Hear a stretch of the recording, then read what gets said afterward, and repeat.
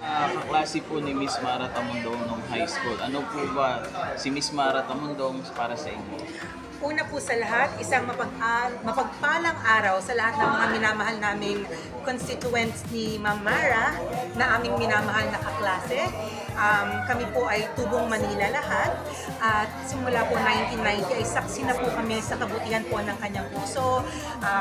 Personally, ang experience ko po ay bata pa lang kami ay lagi niya nang sinishare ang baon niya sa akin, which is why it is not a surprise na ngayon po at our age now, we're approaching our late 40s, ay nakita po namin ang kabutihan ng loob niya na dala pa po niya hanggang ngayon. At hindi lang po niya sinishare sa amin, kundi po lahat sa inyo ng mga minamahal niyang constituents sa Manila. At kami po, ng mga kaklase niya from high school, ay talaga pong taus-puso naming ine-endorse ang kanyang kandidatura. At ang hiling po sana namin ay subukan niyo po ang serbisyo ni Super Mara. Makakaasa po talaga kayo kay Mara. Yan ang sasabihin.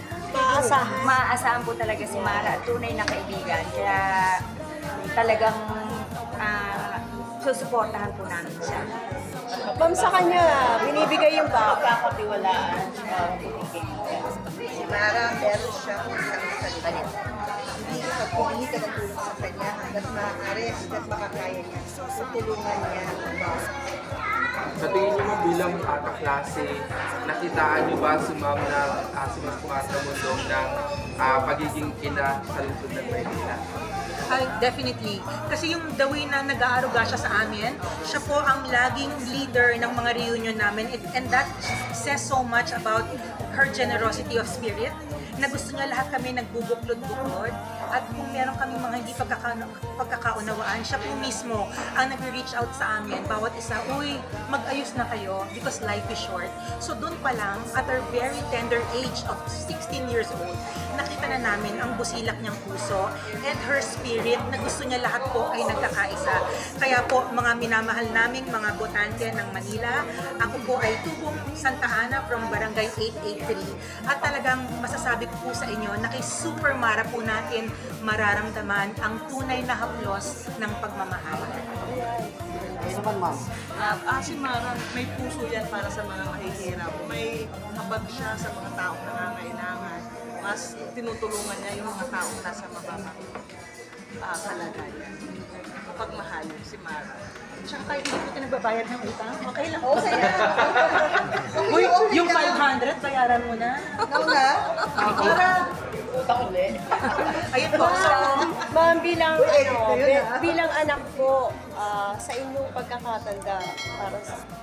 Ang pagkakakilala ko rin po kay Mara bilang anak mapagmahal na anak siya sa kanyang nanay. Kaya maaasahan po talaga natin siya bilang ina ng bagong Maynila. Kaya asahan niyo po na ang serbisyo niya ay totoo talaga. Ayun ang masasabi ko po. Kaibigan ko po si Mara. So, ano po masasabi niyo ngayon at sasabak na po siya sa politika? Suportado po namin siya hanggang sa huli. Sa lahat ng plano po, nandito po kami. Sasama po kami sa kanya. Sa kanyang laban. So, mensahe para sa mga Manileño. Si Ma'am Muna. from New Panaderos. Subukan natin si Miss Mara, mapagmahal at may puso para sa mahihirap. Ngayon, ikaw mo. Maiba naman tayo. Subukan naman natin yung bago. Nakakasawa na rin naman yung wala naman tayong nararamdamang pagbabago din talaga. Kaya Kailangan natin suportahan si Mara Tamundong para sa pagbabago ng Manila. And then lastly, para sa akin po, bihira po sa isang mamamayan na nasa comfort zone na ng buhay. Ibig sabihin po ay kaya niya nang mabuhay nang hindi naman lumalabas na at nagkakawang gawa pa. But someone who can live comfortably ang magre-risk po ng kanyang resources, magre-risk ng kanyang time, magre-risk ng oras away from her children. Kaya dun pa lamang po ay makikita niyo na ang puso ni Mara Tamundong para po maglingkod sa Manileño. Kaya sana po ay bigyan natin siya ng pagkakataon para isulong ang kanyang mga plataforma at mangyayari lamang po ito kung siya po ay iuupo natin sa 2025 bilang mayor po ng minamahal nating Manila. Ayan, ay isa po, mensahe po para po kay Ma'am Mara Tamundong. Mare and future Mayor of Manila, makakaasa ka na kami ay narito upang suportahan ka sa lahat ng iyong mga adhikain at advokasya at gaya ng ating kinalakihan ng pagkabata natin through thick and thin ay magkasama tayo at dito mo kami masusubukan. Kami ay kaagapay mo sa kampanya.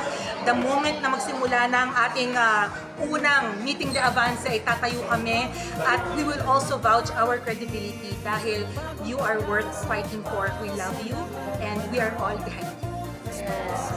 Thank you so much.